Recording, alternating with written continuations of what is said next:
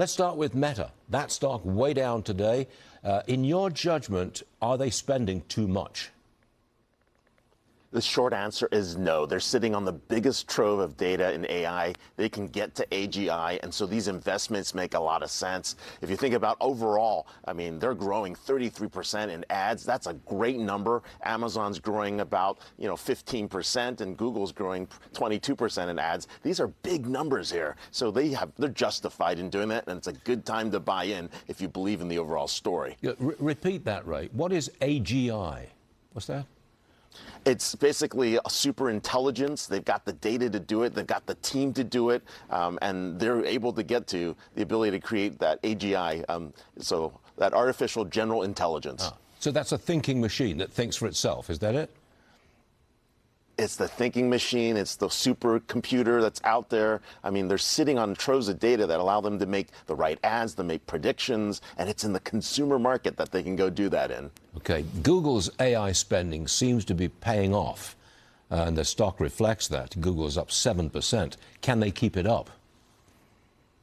They definitely can. If you saw their cloud growth numbers, it was in the 60% range. If you saw the YouTube ad numbers, they were up as well. I mean, they're firing on all cylinders, and they've got the only AI enterprise stack. They've got the ability to go from the chips all the way to the agents, and that's what's getting investors excited. They're taking market share from OpenAI every day. How about Microsoft? AI spending doesn't seem to be paying off that much. At least that's the way investors seem to see it. Look at it, the stock's down nearly 3%.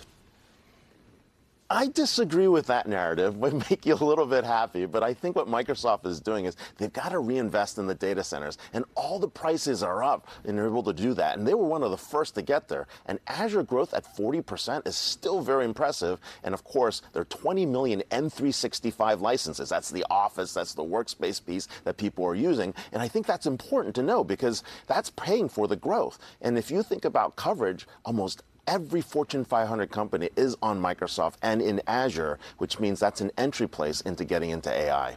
Big picture, AI is doing just fine and dandy. Is that accurate?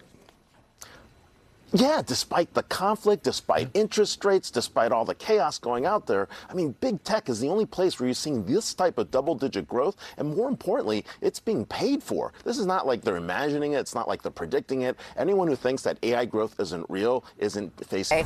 All right, KG, I want to get your big picture take on markets because on one hand, we have the ratcheting up of not just rhetoric, but it sounds like planning with regard to the war with Iran, which I know is in a truce right now, but it seems like pressure is coming. So we've got elevated oil prices. Let's get into that first before we talk big tech.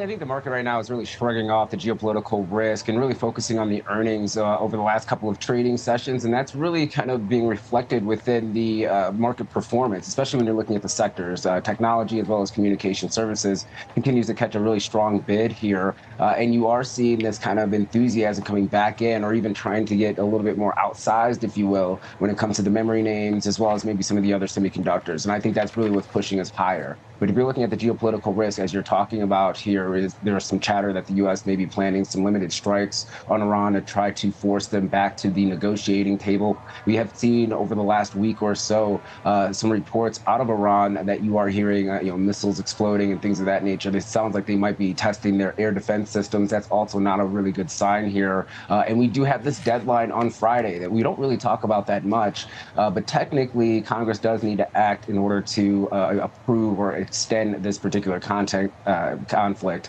That expiration date is on Friday. Let's see if they actually do so. We have seen, obviously, administrations in the past, both Democrat and Republican, kind of ignore that War Powers Resolution Act, but we'll see if that actually does spark any type of controversy on Friday. But overall, the market's really discounting it, at least for now. And you have days where energy prices are moving higher, oil's moving higher. You even have oil stocks moving higher, along with the broader equity market. That was a correlation that did not really exist about a month ago. And now you are seeing kind of both moving in tandem to the upside. Now, could that be the kind of that peak or the crescendo of this move? maybe so here, but at the end of the day, it's hard to kind of fade this market with semiconductors performing in the manner that they are. I think you got to keep your eye out on financials. That'll be your next signal. If they continue to run to the upside, or if they do catch a really strong bid, that will probably reinforce the fact that the market is looking past this geopolitical risk and is willing, at least for now, to be able to sustain current valuations, even though we might see some economic data that comes in relatively weak over the next couple of months. Okay, let's get into big tech. We got a tale of two stories there with big tech. Let's focus on the plus side first. Alphabet, Google, those shares off to the raises this morning, moving from strength to strength. Walk us through your takeaways. Well, I mean, if you look at the chart just in general, we have seen a very strong trend. This has been the biggest outperformer when it comes to the Mag 7 names as of late, and rightfully so. The fundamentals are actually confirming the bullish trend that you have for the stock. Revenue came in at $109.9 billion. She was looking for around $107.2 billion. So that's an increase of around 22% on a year-over-year basis. Now, the EPS came in at $5.11. Street was looking for $2.64, but Diane, that is not comparable. There are some one-offs that really have kind of distorted that number. So we'll keep our eye out on that. But they did also raise their quarterly dividend by 5%. Now that's up to 22 cents per share. Now, if you're looking at the segment breakdown, especially Google Cloud, that revenue did increase by 63% on a year-over-year basis. It beat the Street's expectations by about $2 billion. And the Enterprise AI Solutions group saw an 800% increase in Q1 alone. And that has now become the primary cloud growth driver for the business. So you are seeing an uptick when it comes to AI demand, and they want to continue to spend on that. Sundar Pichai talked about the constraints when it comes to compute that's available. So they did raise their CapEx guide by about $5 billion. But even though they raised their CapEx guide, Diane, you are seeing them take market share. You are seeing them monetize. And that's a little bit different than some of the other stories that we'll talk about here in the coming minutes here. I want to also highlight another news story today for Google Alphabet that I think is actually very interesting here. Now, they did sign a deal with Oklahoma Gas and Electric Company this morning.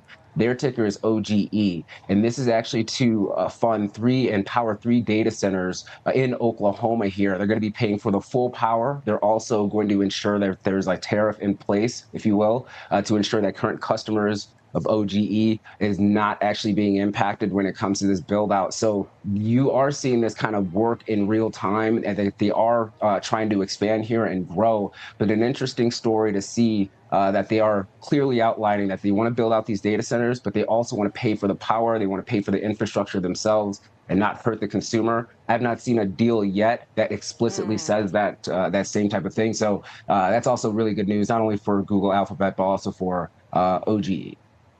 Okay, great breakdown there, great analysis. We have a lot of analysts reacting this morning and adjusting their price targets on Alphabet, Google off the back of this. Meta, this is the flip side. Even though they beat their spending, it doesn't seem like Wall Street likes their CapEx plans. Walk us through your takeaways here. Those are under heavy pressure for Meta right now. Yeah, so a little bit different for Meta for two reasons. Now, you are seeing the shares down about 9.2%. Mark Zuckerberg really doesn't want to explain to the street why he wants the CapEx spend.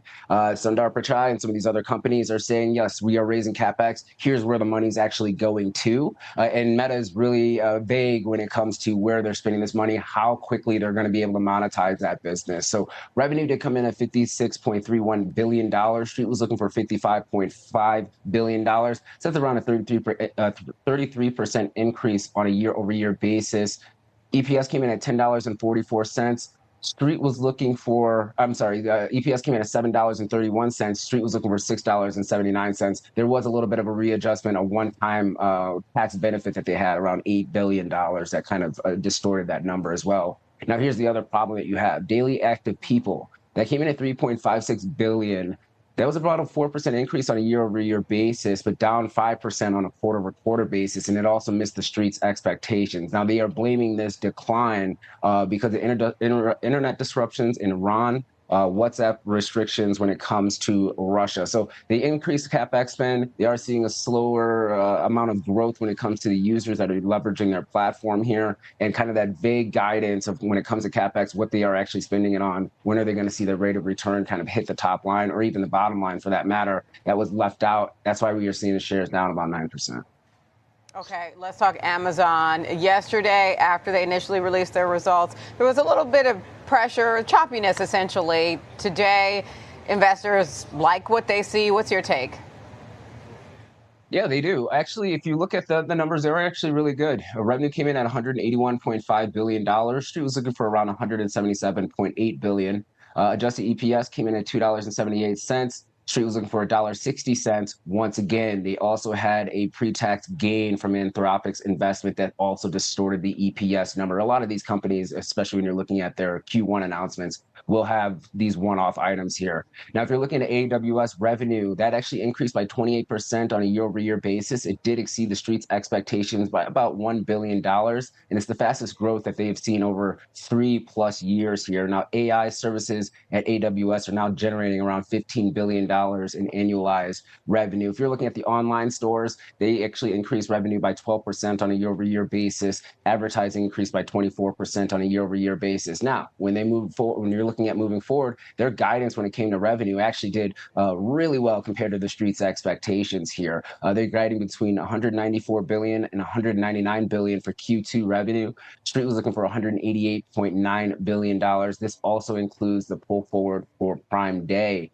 But the CapEx spend is increasing. But here's the difference, Diane, on the conference call. Andy Jassy talked about the 2026 spending when it comes to CapEx will be monetized over 2027 and 2028, right? So we are spending money, but we also have a goal as to when we're going to make that money back, which is why you are seeing the shares actually moving higher here post the announcement. So I would say this is actually a really decent report. The margins did get squeezed. It's a little bit narrow when you're looking at the margin. So that is maybe an issue. But once again, clear guidance, clear vision as to what they're spending money on and how they're going to, So Meta and Microsoft getting heavily scrutinized today for their spending plans. Will Apple face the same punishment, do you think?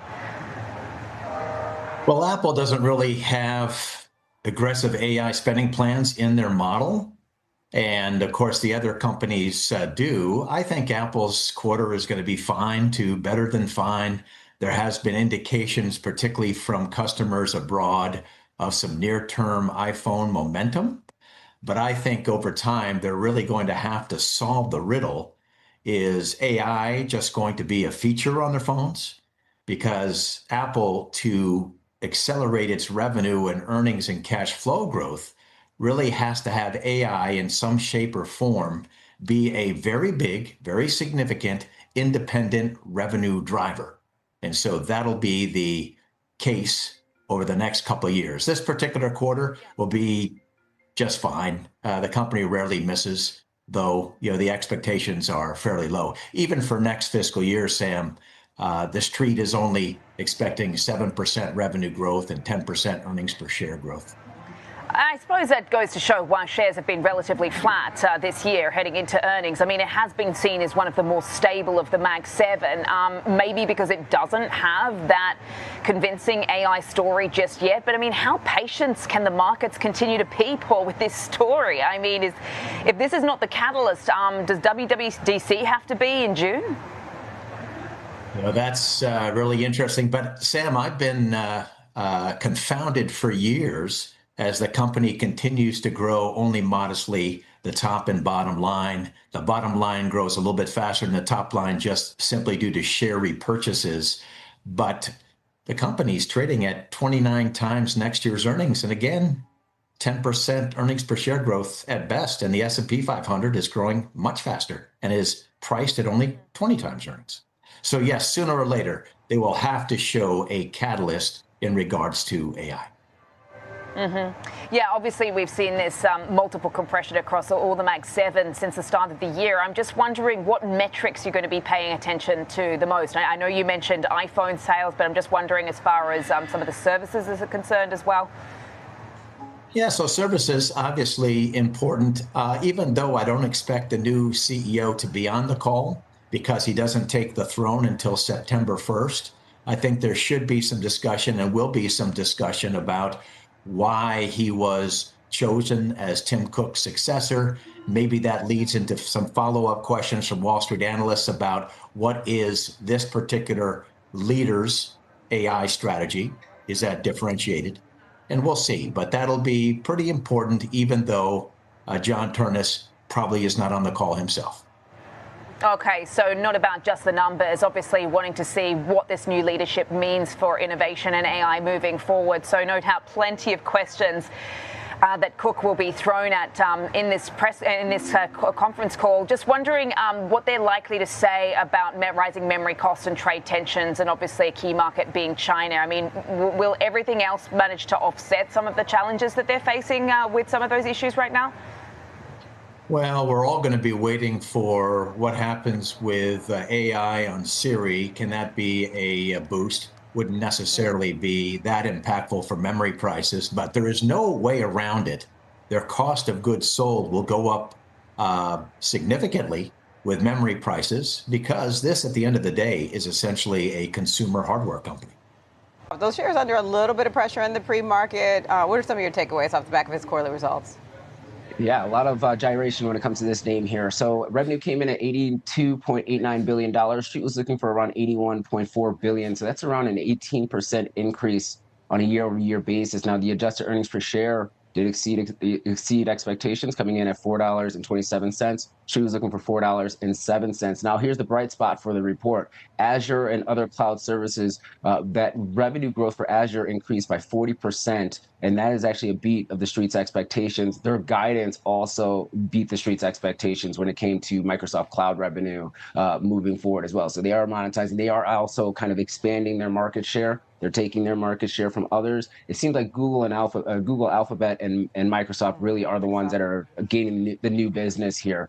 Productivity and business processes, that increased by 17% on a year-over-year basis. If you're looking at more personal computing, that was down 1% on a year-over-year basis. CapEx guide, once again, moving to the upside here. They did kind of talk about where they're going to spend that money. They provided a little bit of a breakdown as to why they are going to spend that money, and their gross margins were also impacted to the downside here. Now, the last thing I will say around each and every one of these companies, Diane, is that they all mention that the amount of compute and the cost for compute, because of prices moving higher because of memory, is also fueling this CapEx spend to the upside as well. So some of this is just because of price adjustments for the market rather than new projects being developed. Got it.